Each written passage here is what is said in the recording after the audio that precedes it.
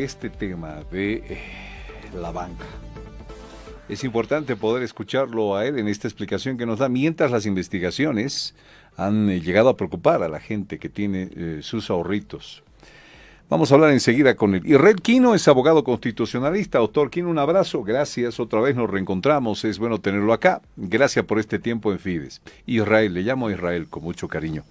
Israel, este tema del Tribunal Constitucional Plurinacional, hace instantes nos hablaba el doctor Israel Centellas y nos decía, bueno, es solo una mirada del TCP al proceso que llevó a la presidencia Yanine Áñez de manera constitucional. Otros criterios se establecen y dicen, un momento, si no fue constitucional, entonces todos sus actos son nulos de pleno derecho. ¿Cómo le explicamos esto a la gente, por favor, esta visión tuya? Adelante, por favor.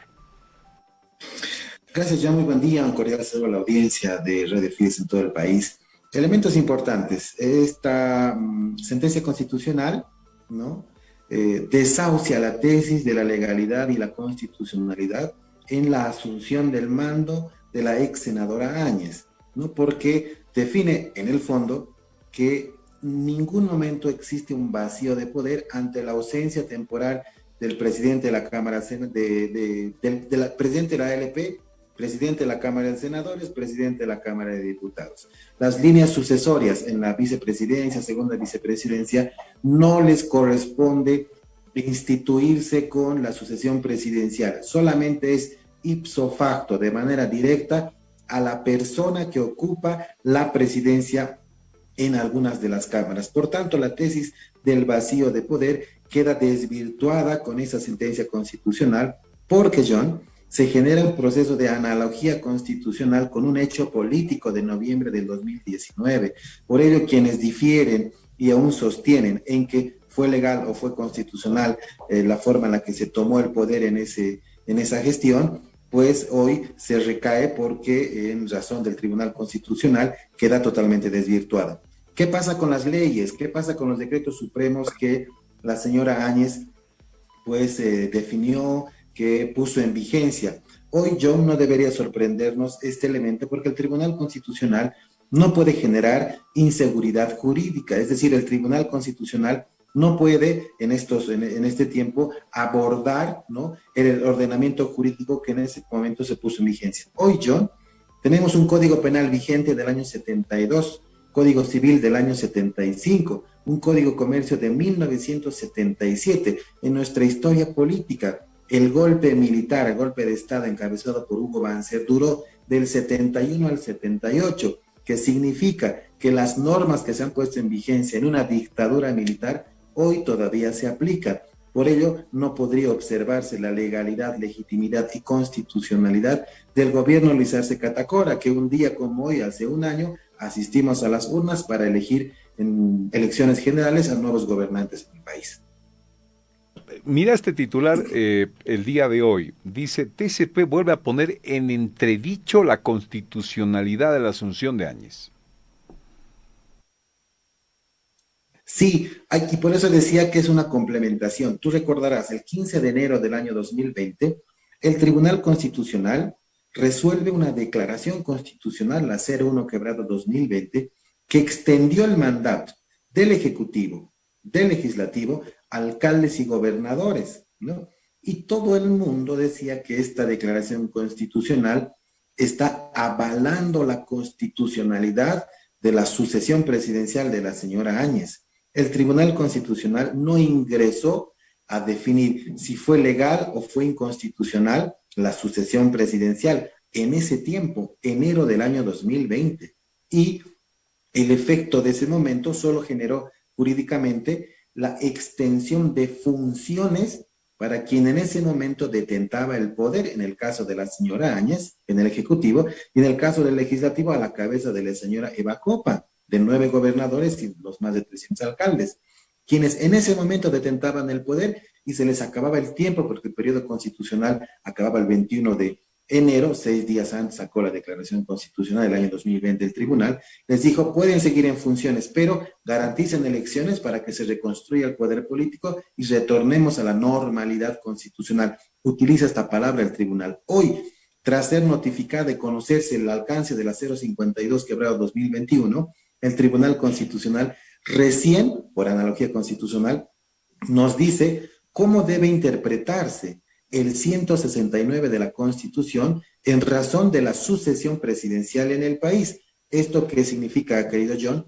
Que cualquier interpretación ajena a nuestra Constitución, por supuesto, como ocurrió en noviembre de Israel, perdón, 2019, para llegar al fondo del asunto, ¿cómo debe interpretarse esto de la sucesión presidencial de Áñez, dice el TCP? Así de claro. Sí, ipso facto, si renunciara de aquí en adelante John, el presidente, recae en el vicepresidente. Si renuncia el vicepresidente, recae en el presidente del Senado. Si renuncia este, recae en el presidente de la Cámara de Diputados. Si no hubieran las presidencias de las cámaras, los siguientes en el mando, los sucesores, primer vicepresidente o segundo vicepresidente, como ocurrió en noviembre, su única función es convocar a una sesión de plenario vía reglamento, y en la sesión del plenario debe reorganizarse una nueva mesa directiva, una directiva camaral, elegirse un nuevo presidente, porque solamente a él, dice la sentencia constitucional, ipso facto le recae la sucesión presidencial. A ninguna otra. Okay. Entonces, una vicepresidenta de diputados o de senadores no puede ser presidente o presidenta. Solamente el presidente de senadores o presidente de diputados. Los siguientes, los primer vicepresidente, segundo vicepresidente, no pueden asumir la presidencia. Entonces Áñez no podía. Bajo ninguna circunstancia, porque el tribunal en la sentencia también nos dice, John, que la segunda vicepresidencia la representa la minoría legislativa, como actualmente ocurre en las actuales cámaras, en las actuales directivas de las cámaras. Entonces, con más razón, no puede asumir el mando presidencial, cuya mayoría ha elegido un presidente, y en la línea sucesoria también debería ser un representante de la mayoría legislativa, no así en las minorías. Y esto no es sorpresa, John. Hoy también se aplica esa regla en materia municipal. Recordarás, hace una semana falleció un alcalde, el de La Guardia en Santa Cruz. La sucesión, quien asume la alcaldía de La Guardia en el departamento de Santa Cruz en este momento, tiene que ser alguien de su partido. ¿Por qué razón? Porque el pueblo, ¿no?, el municipio de La Guardia, eligió a un alcalde de un partido. De ese mismo partido debe ser el sucesor en el mando. El concejal debe asumir del mismo partido la alcaldía municipal. No es un hecho nuevo. Bien. Esto ahora ya lo dispone el Tribunal Israel, vuelvo a preguntar como mal alumno. Y entonces Yanine Áñez no podía ser presidenta. Y entonces es inconstitucional su asunción. No podía ser presidenta del país, estimado John, y hay una consecuencia más.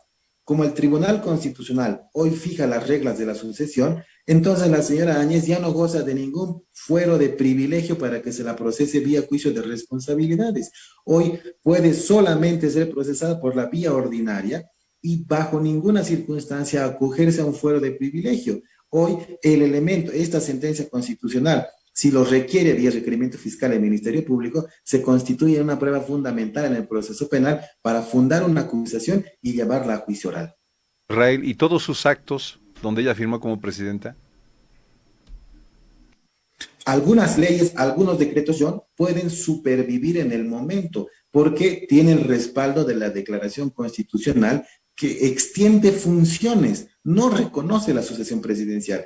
La sentencia de la anterior semana sí define las reglas de la sucesión presidencial. Entonces, algunas de las leyes, por ejemplo, la que convoca elecciones, la 1270, la 1267 de ese año, para elegir nuevo presidente del Estado, hoy en el mando el señor Luis Arce Catacora, es legal. ¿Por qué razón? Porque el tribunal no puede generar inseguridad jurídica. Solamente un ejemplo más para finalizar, querido John. Recordarás que en plena cuarentena se puso en vigencia una normativa en razón de los inquilinos y decía 50% de descuento porque estamos en cuarentena, los propietarios deben conciliar con el inquilino y decirles que no pueden pagar porque estamos en cuarentena, hay pandemia.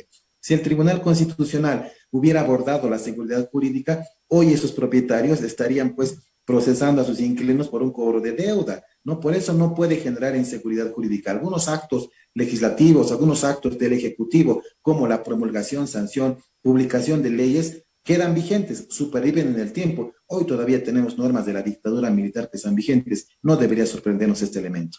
Ay. Bueno, por lo menos hay una inseguridad en ese tema. Por eso habla de inseguridad, lo que genera esta decisión del Tribunal Constitucional Plurinacional. Israel, muchísimas gracias por este servicio y este entendimiento para ayudarnos a clarificar la cosa. Te mando un abrazo y gracias por estar en Fides. Agradecido por la invitación, estimado John. Bendiciones en sus hogares. Buenos días. Muchas gracias. 77. Vamos al tema del ASFI. Está ya con nosotros el director del ASFI esta mañana, don Reinaldo Yujra. Director, ¿cómo está? Un gusto saludarlo. Buenos días. Bienvenido a Fides. ¿Cómo nos escucha?